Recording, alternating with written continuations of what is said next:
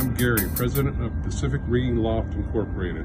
Our extensive experience in barrier cable construction for parking structures has led us to recognize the need for high-quality embeds on demand.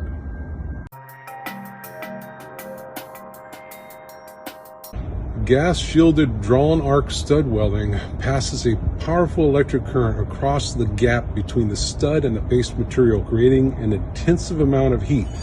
Both materials are fused together in a fraction of a second. A ceramic ring prevents the molten metal from dispersing. I'm going to demonstrate welding a 3/4 inch stud to a 1/2 inch plate.